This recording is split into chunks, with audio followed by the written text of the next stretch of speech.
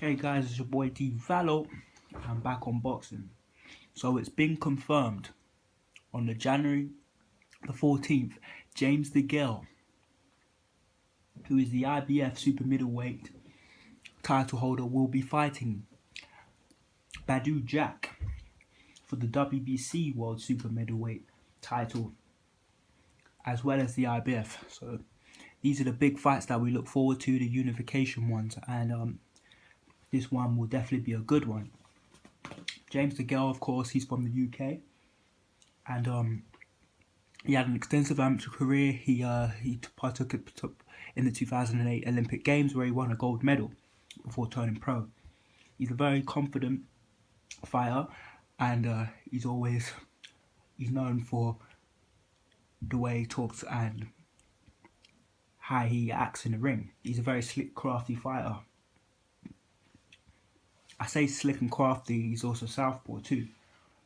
He has good footwork, fast hands. His main weapon is his powerful overhand left straight, which he uses effectively.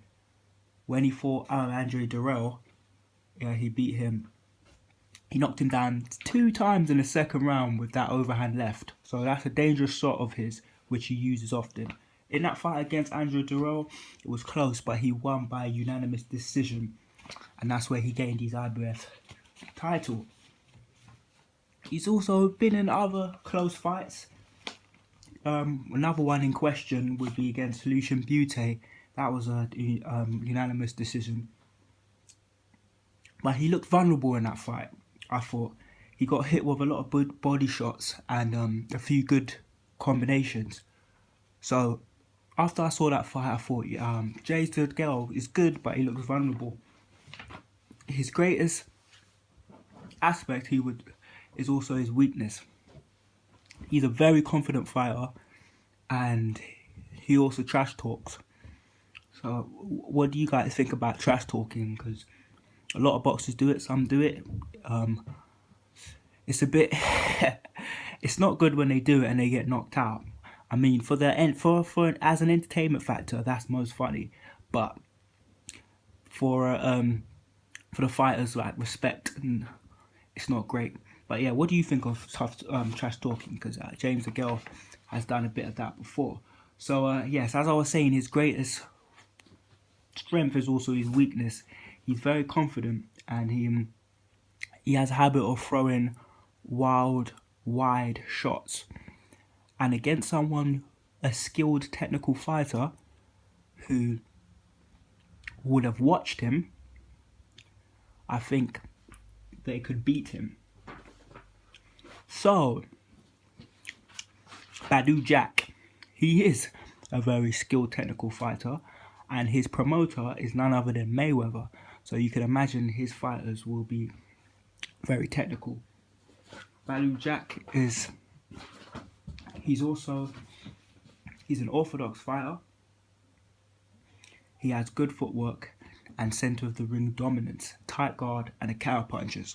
All these characteristics come together to make him a very versatile fighter. He's also fought Lucian Butte, and that was a very close fight which he won on. It was a draw, but he won on majority decision. And whoever watched that fight, some people scored it differently. I watched it and I thought that he won more cleanly, but obviously the judges didn't think that. Another close fight, he fought George Groves, and both these two fighters fought George Groves, and BADOU's beat him. It was a very close fight. Another one, it was on split decision, but he was caught with counters and beaten to the punch. Now, he's a very technical fighter, but he doesn't throw much combinations, and he doesn't throw lots of punches in one go. So against another technical fighter who would understand him and break down his rhythm, which is hard, but another technical fighter would be able to break him down, and Groves did look like he did that in that fight. He's also fought Anthony Durrell. That was a close fight, and he just outboxed him in every round. So I think BADOU Jack is a very good opponent, and either of these two could easily win this, and BADOU Jack could easily beat the GALE if he stays smart, play a very smart fight, which I'm sure he will, and break down James DeGale's rhythm. James DeGale, he has very good footwork. When I say very good, I mean his footwork allows him to gain dominance offensively in the center of the ring, and he also uses it to stay on the edge of the range where he feels comfortable to put his hands down. He does it with all of his opponents. He goes to the edge of range and he kind of goads his opponent towards him.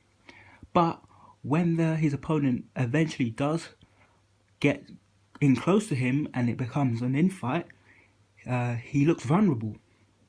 So I think in this fight against BADOU Jack, who actually does go for those body shots, who goes for the body as an attack, will be able to shake DeGale up and turn this into a good fight. I don't think it will be a brawl because they're both quite technical fighters, but in that in-game, it will be that's the decider.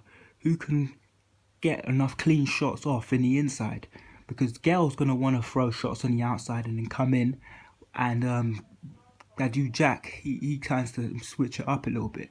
Because I'm a firm believer of combinations, and I think DeGale doesn't throw enough to the body.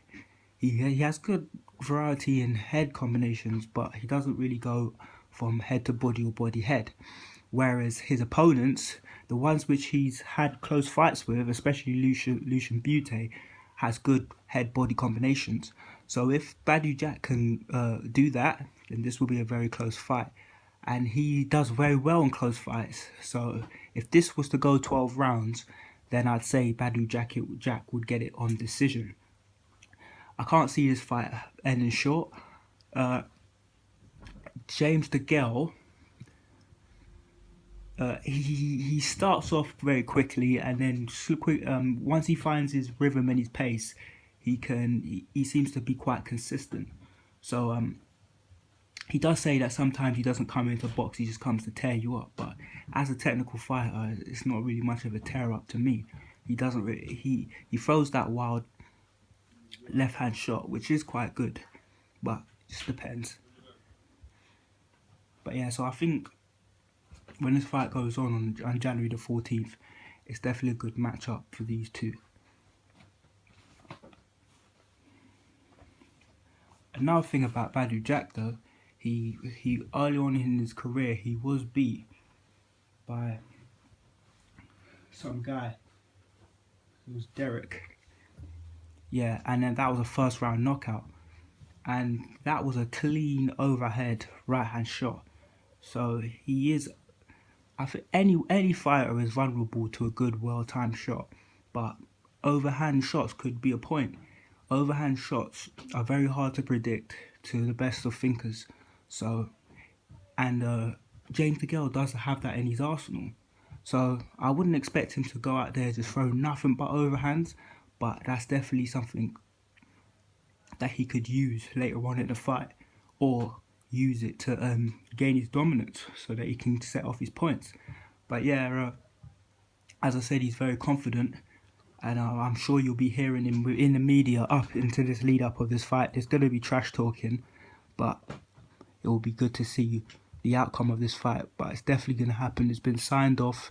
It was bound to happen. We've been hearing about it for a while, but yeah, it's definitely going on now. So yeah, guys, when you see this, drop it in the comments. Let me know what you think about these two, and yeah, I will keep you in tune with anything else that pops off.